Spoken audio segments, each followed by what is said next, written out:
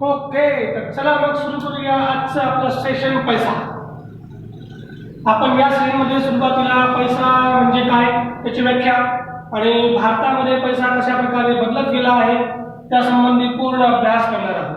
म्हणजे हे सेशन स्पर्धा परीक्षेच्या दृष्टीने महत्त्वाचे असून यामध्ये ऐतिहासिक पार्श्वभूमी आणि ज्या व्यक्तीला भारताचा इतिहास समजून घेण्याची आवड आहे त्या व्यक्तीसाठी अतिशय महत्त्वपूर्ण सेशन आपण याला म्हणू शकतो.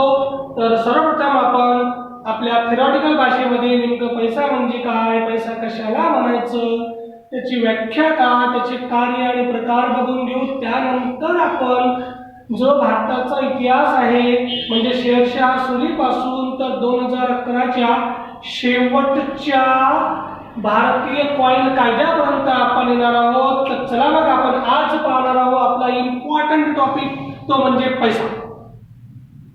पैसा कशाला म्हणायचं तर या संबंधी अर्थशास्त्रीय भाषेमध्ये अनेक अर्थतज्ञांनी आपापल्या व्याख्या केल्या आहेत.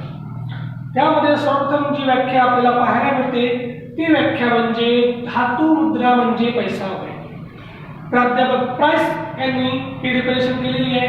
Coins only metallic coins are money अशा प्रकारची व्याख्या ही करण्यात आलेली आहे. म्हणजे यांनी आपल्या व्याख्येमध्ये फक्त धातू मुद्रेला महत्त्व दिलं आहे, कागदी मुद्रेला महत्त्व दिलेलं नाही.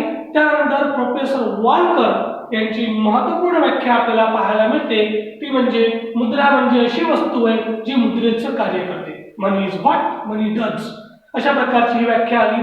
ही व्याख्या थोडी विस्तृत झाली कारण या व्याख्येमध्ये त्यांनी पैसा आणि क्रेडिट पैशाला सुद्धा महत्त्व दिलं. तर त्यानंतर सर्वमान्य आपण तिसरी व्याख्या जे म्हणू शकतो ती म्हणजे मुद्रा म्हणजे अशी वस्तू होय जिला सर्व मान्यता असून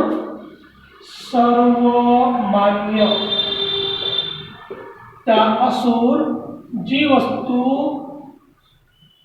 विनिमयाचे माध्यम म्हणून कोणत्याही विशिष्ट चौकशीशिवाय समाजामध्ये विनिमयाचे माध्यम देणं घेणं करण्याकरता व्यापार करण्याकरता विशिष्ट चौकशीशिवाय कोणत्याही प्रकारची विशिष्ट चौकशी न करता ही काय आहे कुठलं अशा चौकशी न करता जे माध्यम म्हणून वापरले जाते तिला पैसा असं संबोधल्या जाते.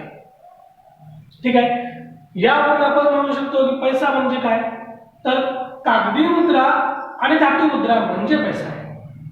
ते म्हणतात credit card, cheque, DD, demand draft हा पैसा नाही का तर चेक हा पैसा आहे परंतु तो क्रेडिट मनी आहे. तो क्रेडिट म्हणून आपण गणल्या जातो. पुढे बघूया. तर पैशाची कार्य कोणती विनिमयाचे माध्यम. पैसा हे विनिमयाचे माध्यम म्हणून कार्य करते. वस्तूचे मूल्य ठरवण्यासाठी त्या पेनची किंमत 25 रुपये आपण पैसे ठरवले. पाणीपुरी 1 रुपयाला एखादा म्हणून 10,000ला, टमाटे 10 रुपये किलो, 20 रुपये किलो, 50 रुपये किलो. हे जे काही आपण ठरवलं हे पैशामध्ये ठरवलं. पैशाचं कार्य आहे वस्तूचं मूल्य ठरवणे आणि विनिमयाचे माध्यम. टमाटे घेतले पैसे दिले. हे जे आहे विनिमयाचं माध्यम म्हणून पैसा असते. हे प्रमुख 2 कार्य आहेत पैशाची. विनिमयाचे माध्यम म्हणून कार्य करणे आणि वस्तूचं मूल्य ठरवणे. सेकंडरी कार्य आहे पैसाच अशी एक वस्तू आहे की जी जमा करून ठेवता येते, जिला साठवणूक आहे, जिला स्टोरेज व्हॅल्यू आहे आणि उधारीचं देणं घेणं standard of different of payment हे जे आहे हे पैशावरच आपण करू शकतो. तर आता बघा चेकला तुम्ही पैसा का नाही म्हणत तर इमॅजिन करा तुम्ही एका पाणीपुरीवाल्याकडे गेले आणि 10 रुपयाची पाणीपुरी खाल्ली आणि 10 रुपयाची पाणीपुरी खाल्ल्यावर तुम्ही त्याला मस्त खिशातून पासबुक चेकबुक काढलं, बढियापैकी साईन करून 10 रुपये त्याला चेक दिलं. हे की तुझ्या पाणीपुरीचे पैसे तो घेणार का? तो म्हणजे हे कुठून आणलं, हे काय मला माहित नाही, तो अनाकानी करेल. असं करत असेल तर त्याला पैसा म्हणता येणार नाही कारण पैसा हे सर्व मान्यता विनिमयाचे माध्यम विशिष्ट चौकशीशिवाय वापरण्यातील चौकशी आहे त्याला पैसा म्हणता येणार नाही. अशा प्रकारे आपण पैसा म्हणजे काय ते म्हणू शकतो. तर जर आपण प्रकारामध्ये गेलो तर पैशाच्या प्रकारामध्ये जर आपण मोडलो तर सामान्यपणे आपण पैशाचे प्रकार जे आहेत ते म्हणू शकतो. एक धातू पैसा म्हणजे जगामध्ये पहिले जे उदयाला आलं धातू पैसा. त्यानंतर वस्तू पैसा, वस्तू पैसा पूर्वीच्या काळामध्ये वस्तू पैसा होता. आज पण आपल्याला वस्तू विनिमय पद्धत, it also called barter system आपण म्हणू शकतो. वस्तू विनिमय पद्धत म्हणजे केसावर फुगे बेस्ट एक्झाम्पल आहे वस्तू पैसा, वस्तू विनिमय पद्धत. वस्तू विनिमय पद्धतचं एक्झाम्पल आपल्या घरातले जुने जेवढे काही कपडे असतात ते कपडे देऊन आपण भांडे घेतो. त्यापेक्षाही चांगलं आजकाल नवीन ट्रेंड केस जमा करतात आणि ते केस जमा करून त्या केसाच्या बदल्यात पैसे घेत असू तर ती वस्तू विनिमय पद्धत आहे. केसाच्या बदल्यात एखादी वस्तू आपण घेत असू तर त्याला आपण वस्तू पैसा. पूर्वीच्या काळामध्ये संपूर्ण जगामध्ये ही वस्तू विनिमय पद्धत बार्टर सिस्टम अस्तित्वामध्ये होती. तिच्या समस्या सोडवण्यासाठीच ही पद्धत म्हणजे पैसा अस्तित्वाला आहे. धातू पैसा, वस्तू पैसा, त्यानंतर कागदी पैसा. आपण जे नोट यूज करतो ती कागदी पैसा.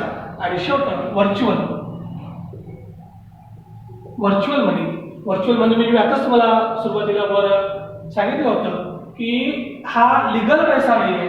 म्हणजे कोणत्याही देशाच्या मध्यवर्ती बँकेत निर्माण केलेला असतो तर लोकांनी आपल्या स्वतःच्या विश्वासावर जो पैसा निर्माण केलेला असतो त्याला व्हर्च्युअल मनी असं म्हणतात. त्याचं एक्झाम्पल पाहायचं असेल तर आपण बिटकॉइनला व्हर्च्युअल पैसा म्हणून संबोधित करू शकतो. ओके. पैसा, पैशाची व्याख्या, पैशाची कार्य, धातू पैसा, वस्तू पैसा, कागदी पैसा आणि व्हर्च्युअल मनी म्हणजे आपण एक्झाम्पल बिटकॉइन अशा प्रकारचं म्हणू शकतो. जर आपण प्राचीनचा इतिहास पाहिला तर पैसा हा प्राचीन इसवी सन पूर्व 6 पासून आपल्याला पाहायला मिळतो. म्हणजे सम्राट जे होऊन गेले भारतामध्ये चंद्रगुप्त मौर्य, सम्राट अशोक यांनी सुद्धा आपल्या नाणी मांडलेल्या आहेत. त्यांचा इतिहास आपल्याला पाहायला भेटतो. परंतु नेमकं रुपया हे कधीपासून पाहायला मिळायला सुरुवात झाली तर रुपया या शब्दाला मुख्यतः अर्थ हा शेर शाह सुरी यांनी दिला. आपण म्हणू शकतो की शेर शाह सुरी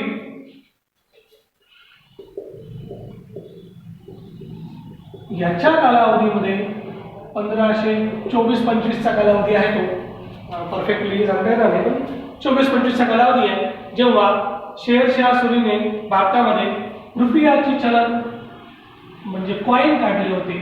तर युद्धामध्ये हुमायूनला हरल्यानंतर शेरशाह सुरीने भारतामध्ये रुपयाला भारतामध्ये आणायला सुरुवात केलं, रुपया आणलं आणि भारतामध्ये कॉइन पद्धतीला रुपयाला सुरुवात झाली. तिथून मग भारतामध्ये आपल्याला कॉइन पद्धत पाहायला मिळते. मग इंग्रजांनी भारतामध्ये 1600 मध्ये एंट्री केली. ईस्ट इंडिया कंपनी 31 डिसेंबर 1600 मध्ये भारतामध्ये एंटर झाली आणि त्यांनी भारतामध्ये एंटर झाल्यानंतर त्यांचं जे इंग्लंडचं चलन आहे पाऊंड ते भारतामध्ये रुजू करण्याचा खूप प्रयत्न केला. परंतु तेव्हापर्यंत भारतामध्ये याचे चलन म्हणजे रुपया चलन खूप जास्त वाढलं होतं आणि लोकांनी म्हणून त्याला नकार दिला. म्हणून इंग्रजांनी रुपयालाच पुढे विस्तारित करण्याचं कार्य केलं. तर प्राचीन काळामध्ये जर आपण गेलो तर आपल्याला खूप सारे असे शब्द ऐकायला मिळतात. त्या शब्दामध्ये आपण म्हणू शकतो कवडी. आपण खूप वेळा प्राचीन याच्यामध्ये ऐकताना मनीमध्ये किंवा इतर वस्तू नाही माझ्याकडे कवडी नाही आहे, एक कवडीचा पैसा नाही आहे, कवडी. मग कवडीपासून पुढे दमडी आलं. एक हायपरबोलची आपण मराठीमध्ये अलंकारामध्ये आपण पाहतो दमडीचं तेल आलं. तो शब्द दमडी म्हणजे पूर्वी दमडीला पैसा म्हणून वापरला जात होता. मग धेला, धेलाई नाही. त्यानंतर शब्द आला पायी. जे हिंदी चित्रपट आहे तुम्ही त्यामध्ये पाहिला असेल मग आपली पाय पाय चुका झालं. त्यानंतर पायीच्या नंतर शब्द आला पैसा, जुना पैसा, ओल्ड. आणि ह्या पैशाचंच रूपांतरण मग झालं ज्याला आपण म्हणतो आनेमध्ये. आणे आता पण जे 90च्या दशकामधले मुलं आहेत ते आता पण 4 आणे, 8 आणे, 12 आणे याप्रमाणे शब्द यूज करतात. आणि त्यानंतर मग उदयाला आलं तो म्हणजे पैसा, म्हणजेच आपण ज्याला रुपया म्हणतो ते आलं. म्हणजे प्राचीन काळामध्ये जर आपण बघितलं तर कवडी, फुटी कवडी शब्द आहे का, फुटी कवडी म्हणजे दमडी. धेला ते छोटू मोठू पतलू जर पाहिलं तर त्याच्या गाण्यातच तुम्हाला ना धेला ना रमणी हे आपल्याला ऐकायला मिळते. पायी पैसा आणि आणे आणि त्याचं रूपांतर मग पुढे झालं ते म्हणजे रुपयामध्ये. आता हे ठरवण्याची जी कामं होती ते इंग्रजांनी आपल्या कायद्यामध्ये केलं. म्हणजे प्रथम इंग्रजांनी 1835चा कॉइन ऍक्ट पारित केला आणि या कॉइन ऍक्टच्या नुसार त्यांनी 1 रुपयाबरोबर 16 आणे 64 पैसे अशा प्रकारचा दर ठरवला. तर यामध्ये जो दर त्यांनी जो ठरवला होता त्यामध्ये आपण जुन्या पद्धतीने आणखी गेलो तर आपण असं म्हणू की 256 जी दमडी होती त्या दमडीला 128 धेला 64 पाई, तर त्याला आपण पैशामध्ये जे 16 प्रत्येकाला 4 ने भाग देऊ 16 आणे 64 पाई म्हणजे पैसा 192 पाई. या आधारावर आपण म्हणू शकतो की दमडी 256, धेला 128, पाई 192, पैसा 64 आणि 16 या आधारावर मोजमाप केलं गेलं. आणि यानुसार 1 रुपया बरोबर 16 आणे बरोबर 64 पैसे हा जो दर आपण पूर्वीच्या काळामध्ये बघत होतो की 4 आणे 4 आणे घेतले की 1 रुपया बनवता. हे 90च्या दशकातील जे मुलांचा जन्म आहे ते चांगल्या प्रकारे याला ओळखू शकतात. कारण त्यावेळेस 4 आण्याच्या वस्तू घ्यायला हे शॉपवर जात होतो. आम्ही तर जात होतो, आम्हाला माहिती आहे अशा प्रकारच्या वस्तू घ्यायला ते जात होतो.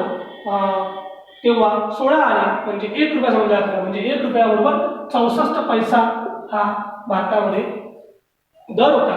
आणि हा 1935च्या ऍक्टनुसार हा दर भारतामध्ये ठरवण्यात आलेला होता. 1835चा कॉइन ऍक्ट. मग यानंतर भारतामध्ये 1858चा प्रमुख कायदा आला. म्हणजे भारतामध्ये 1857चं स्वातंत्र्य समर झालं. त्या स्वातंत्र्य समराला इंग्रजांनी भारताला त्यामध्ये हरवलं आणि परिणामस्वरूप इंग्लंडच्या राणीची भारतामध्ये प्रत्यक्ष सत्ता आली.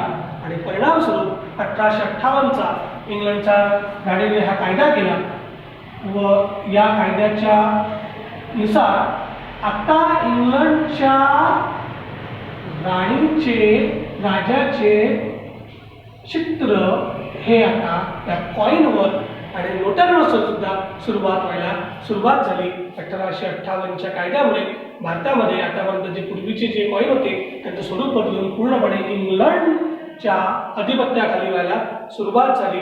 आणि याचं कारण म्हणून 1889 मध्ये परत कायदा करून फक्त आता भारतामध्ये इंग्रजच कॉइन इश्यू करू शकतील अशा प्रकारचा कायदा त्यांनी पारित केला.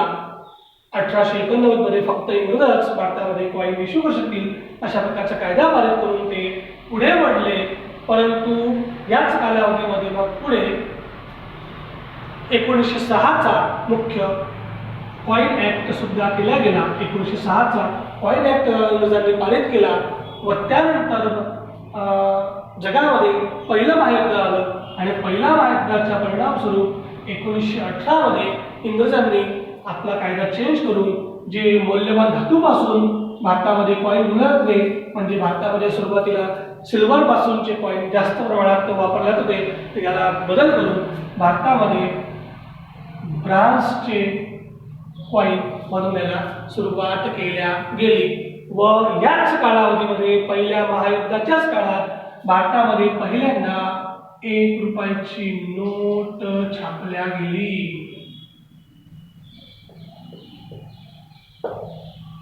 वास्तविक पाहता या 1858च्या कायद्यानुसार 1962 मध्ये इंग्रजांनी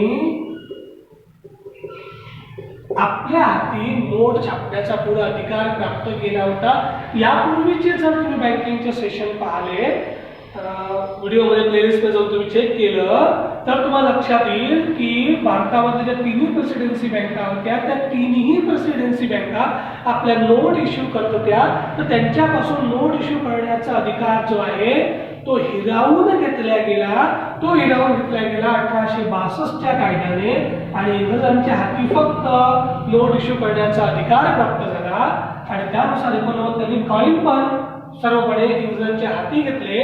मग पहिलं महायुद्ध झालं आणि पहिल्या महायुद्धामध्ये मग मौल्यवान धातूची गरज भासायला लागली, परिणामस्वरूप त्यांच्या किमती वाढायला लागल्या, म्हणून हे प्रमाण बदललं गेलं आणि ब्रासचे कॉइन बनवायला सुरुवात केली गेली. आणि याच वेळेस भारतामध्ये पहिली नोट 1 रुपयाची 1917 मध्ये अस्तित्वात आली. पहिल्या महायुद्धामध्ये कॉइन आणि ही नोट भारतामध्ये अस्तित्वात आली आणि मग प्रमुख मध्ये भारतामध्ये 1934चा RBI ऍक्ट पारित केला गेला. या RBI ऍक्ट नुसार रिझर्व्ह बँक ऑफ इंडिया ही भारताची मध्यवर्ती बँक बनली व या मध्यवर्ती बँकेला भारतामध्ये नोट छापण्याचा अधिकार प्राप्त झाला व परिणामस्वरूप या RBI ने भारतामध्ये जी पहिली नोट छापली ती 5 रुपयाची नोट होती. RBI ने छापलेली पहिली नोट 5 रुपयाची नोट ही 1938 मध्ये प्रसिद्ध केल्या गेली होती, जिच्यावर 6वा जॉर्ज याचं चित्र अंकित केलं गेलं होतं. 5 रुपयाचीच नोट नाही छापली तर यासोबत त्यांनी 10,000 रुपयापर्यंतच्या 10,000 रुपयाची नोट सुद्धा छापण्यात आलेली होती. अशा प्रकारे RBI ला नोट इश्यू करण्याचा अधिकार मिळाल्यानंतर महत्त्वपूर्ण पहिली नोट छापल्या गेली ती 5 रुपयाची नोट होती. 1938 मध्ये प्रथम प्रसिद्ध झालेली नोट ही 5 रुपयाची नोट होती. त्यावर किंग जॉर्ज 6व्याचं चित्र अंकित केलं गेलं होतं. परत मग याच्यामध्ये बदल झाला, भारताला स्वातंत्र्य भेटलं तर 1950 पर्यंत ह्याच ज्या नोटा आहेत त्या भारतामध्ये सुरू होत्या.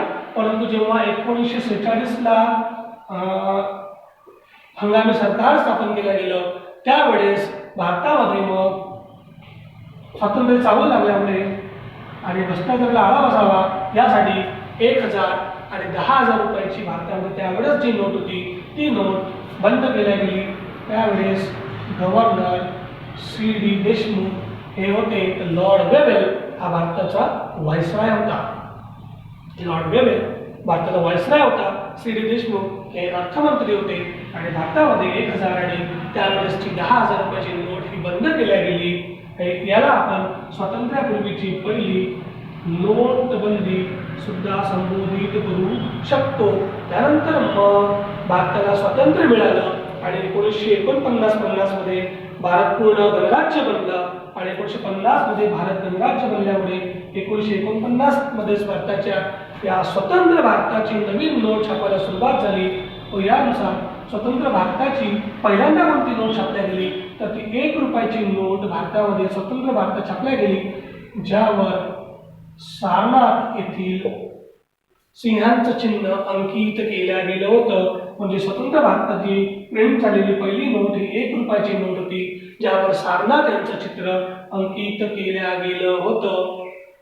1949 नुसार मग भारतामध्ये परत 1955चा कॉइन ऍक्ट आणि 1955चा नोट इश्यू संबंधीचा कायदा पारित केला गेला व या कायद्यानुसार भारतामध्ये महत्त्वपूर्ण बदल झाला. तो म्हणजे 1 रुपयाबरोबर 64 पैसे आणि 16 आणि 64 पैसे हा जो दर होता हा दर भारताने बदलवला आणि भारताने 1 रुपयाबरोबर 100 पैसे हे जे दशमान पद्धत आहे ती दशमान पद्धत 1957 मध्ये भारताने अंगीकृत केली. दशमान पद्धतीचा स्वीकार भारताने 1955च्या कायद्यानुसार 1957 मध्ये केला आणि 1 रुपयाबरोबर 100 पैसे हे पद्धत स्वीकारली.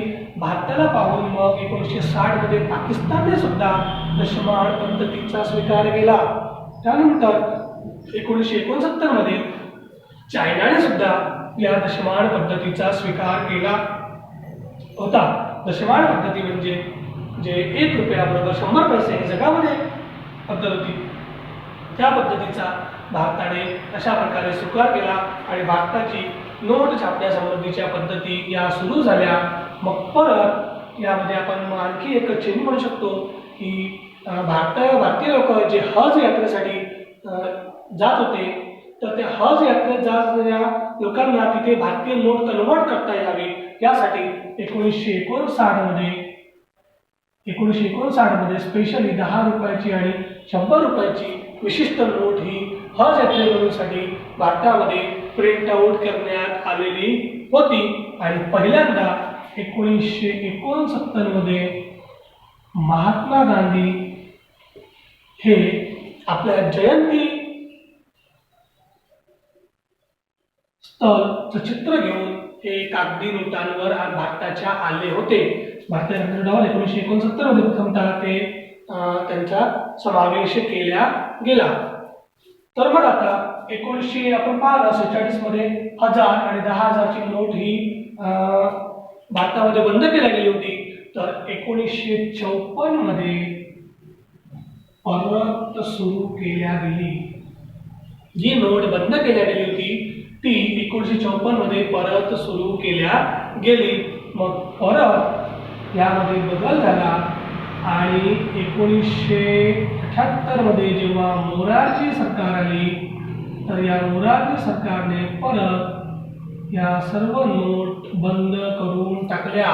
मोरारजी सरकारने 1000, 5000 आणि 10,000, 5,000 आणि 10,000 रुपयाच्या ज्या नोट होत्या त्या नोट बंद करून टाकल्या. त्यावेळेस भारताचे जे अर्थमंत्री होते ते I.G. पटेल हे होते. तर भारताचे पंतप्रधान हे मोरारजी देसाई हे होते. यांनी या नोट बंद करून टाकल्या. मग परत यामध्ये जर आपण बघितलं तर 1987 मध्ये या बंद झाल्याच्या नंतर 1987 मध्ये भारतामध्ये पहिल्यांदा 500 रुपयाची नोट इंट्रोड्यूस केल्या गेली. भारतामध्ये पहिल्यांदा 500ची नोट 87 मध्ये आणि इसवी सन 2000 मध्ये परत 1000 रुपयाची नोट परत भारतामध्ये इंट्रोड्यूस केल्या गेली. आणि ही भारताची दुसरी नोटबंदी होती मोरारजी देसाईच्या काळात. त्यानंतर 2016 मध्ये परत नोटबंदी झाली आणि ही जी 1000 आणि 500ची नोट निर्माण केल्या गेली होती, ही 500 आणि 1000ची नोट ही 2016 मध्ये परत बंद करून नवीन 2000ची आणि नवीन 500ची नोट ही इंट्रोड्यूस केल्या गेली. त्यावेळेस उर्जित पटेल आणि पंतप्रधान नरेंद्रजी मोदी हे आपल्याला यावेळेस पाहायला मिळतात. ओके, अशा प्रकारे आपण बँकिंगच्या इतिहासामध्ये नोट कशा प्रकारे भारताच्या बदलत गेल्या हे आपण बघितलं. तर आपण त्यामध्ये बघितलं कवडीमध्ये दमडी झालं, दमडीचं धेला झालं, धेलाचं पायी झालं, पायीचं पैसा, पैशाचं आणे झालं. त्या पायीला काहीतरी पै सुद्धा संबोधल्या जाते. 256 दमडी म्हणजे 128 दिला, 128 दिला म्हणजे 192 पायी, 192 पायी म्हणजे 64 पैसा आणि मग 64 पैसे 16 आणे, 16 आणे म्हणजे 1 रुपया. मग याला 1957 मध्ये भारताने दशमान पद्धतीचा स्वीकार केला. दशमान पद्धतीचा स्वीकार करून भारताने 1 पैसा बरोबर 1 रुपया बरोबर 100 पैसा हे पद्धतीचा स्वीकार केला. त्यासाठी भारतामध्ये प्रथमतः 1835चा कायदा, 1858चा कायदा, 1889चा कायदा, 1918, 1934 RBI ऍक्ट, 1946चा नोटबंदी, त्यानंतर 1950 भारताची पहिली नोट, 54 मध्ये परत नोट सुरू, 55 मध्ये कायदा, 57 मध्ये परत, त्यानंतर 78 मध्ये परत नोटबंदी, याला स्वातंत्र्यानंतरची पहिली नोटबंदी. त्यानंतर स्वातंत्र्यानंतर परत 87 मध्ये 500ची नोट आणि 1000ची नोट, 2000 मध्ये परत सुरू, परत भारताची दुसरी नोटबंदी 16 मध्ये, 2000 आणि 500ची नोट नवीन इंट्रोड्यूस केल्या गेली. यामध्ये मग परत आपण जर बघितलं की महात्मा गांधी कशा प्रकारे यामध्ये आले, तर 1969 मध्ये महात्मा गांधी जयंतीच्या निमित्ताने त्यांची एक 10 रुपयाची नोट आणि 5 रुपयाची नोट ही भारतामध्ये इंट्रोड्यूस केल्या गेली होती, परंतु वास्तविक रिझर्व्ह बँक ऑफ इंडियाने अशा प्रकारे केव्हापासून महात्मा गांधींना आपल्या चलनी नोटांवर घ्यायला सुरुवात केली तर ते वर्ष जे होतं ते म्हणजे 1996 पासून RBIने 1996 पासून फ्रंटला RBIने महात्मा गांधी यांचं चित्र घ्यायला सुरुवात केली. शेवटची नोटबंदी नरेंद्र मोदी यांच्या काळामध्ये झाली, तर महात्मा गांधी यांच्या कालावधीमध्ये ही यांची जी 96 पासून सिरीज भारतामध्ये सुरू केल्या गेली आणि त्यांचा फोटो हा नोटवर आला गेला. आता खूप इंटरेस्टिंग बाब आहे की महात्मा गांधींचा फोटो जो नोटवर आहे तो कधीचा फोटो आहे, तो फोटो कधी घेतला गेला होता, हा इंटरेस्टिंग एक मस्त भाग आहे आपला. की एक वेळ काय झालं होतं की महात्मा गांधी आणि जगातील महिलांसंबंधी कार्य करणारे इंग्लंडचे ग्रेट एक लोकनेता ज्यांचं नाव होतं लॉर्ड फ्रेडरिक पेट्रिक हे आणि महात्मा गांधी हे 1946 मध्ये आजचं जे राष्ट्रपती भवन आहे त्या बाहेर उभे असताना त्यांच्यासोबत ते बोलत असताना हसत स्वरूपात बोलत असताना त्यांचा तो हसत स्वरूपाचा फोटो जो आहे तो फोटोग्राफरने न कळत घेतला होता आणि तोच फोटो हा क्रॉप करून भारताच्या नोटींवर वापरण्यात आलेला आहे. म्हणजे तो फोटो 1946चा त्यांचा फोटो हा घेण्यात आलेला आहे आणि ही सिरीज भारतामध्ये आजही सुरू आहे. नोटांवर कोणाचा फोटो असावा, कोणाचा फोटो नसावा, कोणतं चित्र घ्यावं या संबंधीचे निर्णय घेण्याचा अधिकार हा भारताच्या रिझर्व्ह बँक ऑफ इंडियाला असतो, कारण ते भारतामध्ये नोट इश्यू करत असतात. तर ही जी नोट इश्यू केल्या जाते ही नोट भारताची प्रॉमिसरी नोट आहे बरं का. ही भारताची प्रॉमिसरी नोट आहे. प्रॉमिसरी नोट म्हणजे यापूर्वीच्या सेशन मध्ये जर आपण बघितलं तर भारताने नोट छापण्यासंबंधीची जी पद्धत आहे ती 1956 मध्ये स्वीकारलेली आहे. ती जी आपण पाहिली मिनिमम फिड्युशियरी सिस्टम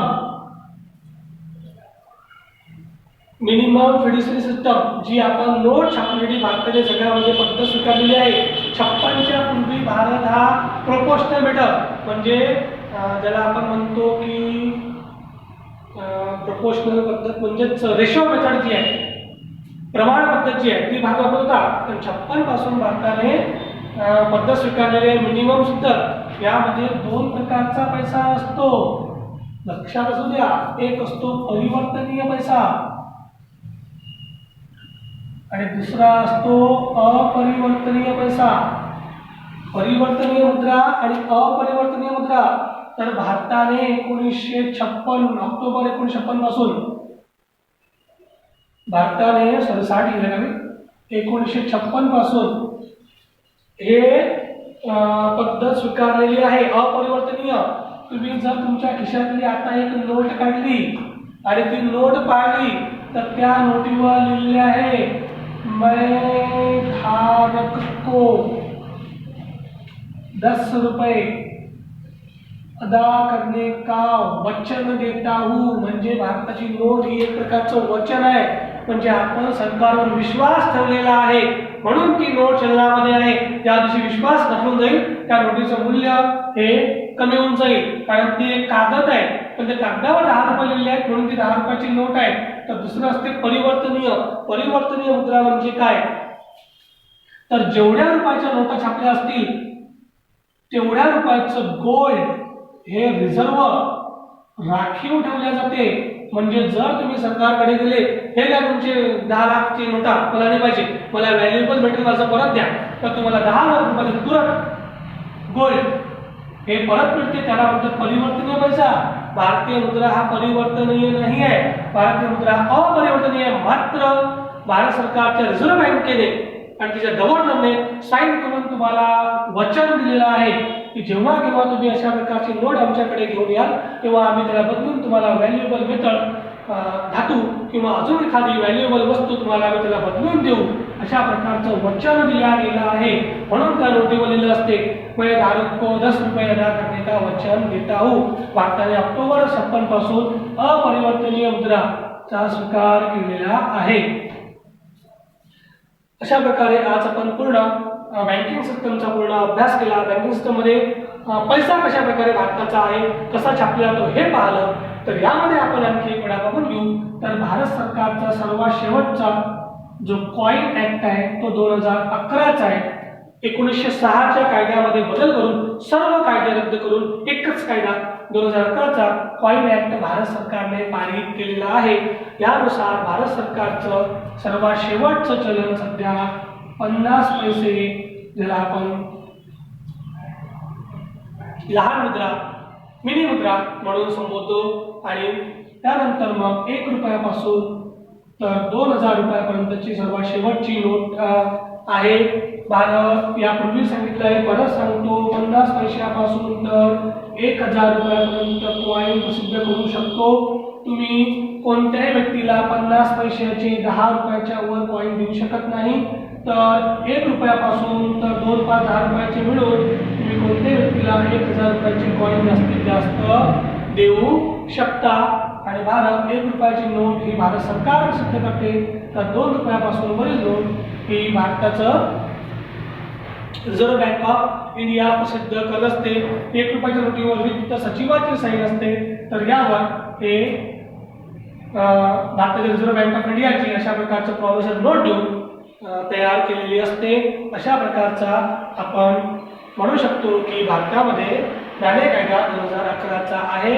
सर्वात शेवटचं कॉइन आता 50 पैशाचं ठेवण्यात आलेलं आहे। 1 पैसा, 2 पैसा, 3 पैसा, 5 पैसा, 10 पैसा आणि 20 पैसा आणि 25 पैसा हे जे चलन होतं हे भारताने 2011च्या कायद्यानुसार हे 14 मध्ये बंद केलेलं आहे। तर आपण नेमकं पैसा म्हणजे काय हे पूर्णपणे बघितलं। पैशासंबंधी कोणताही प्रश्न येत असेल तर तुमचा आता इतिहासानुसार आणि याच्यामध्ये कोणता कायदा केला गेला या संबंधीचा कोणताही प्रश्न तुमचा चुकणार नाही। अशा प्रकारे भारतामध्ये आपण कॉइन पैशाचा इतिहास बघितला। आता जो पैशासंबंधीचा मेन टॉपिक आहे तो म्हणजे M1, M2, M3, M4 हा जो पैसा आहे तो पैसा आणि त्यासंबंधी मग भारतामध्ये इन्फ्लेशन त्याकडे आपण पाहणार आहोत। तो आपण पुढील सेशनमध्ये घेणार आहोत। आणखी काही यामध्ये तुम्हाला ऐतिहासिक माहिती पाहिजे असेल तर तुम्ही बघू शकता, पण माझ्या परीने तुम्हाला जेवढं देता येईल तेवढं परिपूर्ण हे पैशासंबंधीची माहिती मी तुम्हाला दिलेली आहे। तर काही अडचण असेल तर मला मेसेज करू शकता, कमेंटमध्ये काही कमेंट देऊ शकता। आपलं YouTube चॅनल तुम्ही टार्गेट अकॅडमी अकाउंट नावाने सबस्क्राईब करू शकता।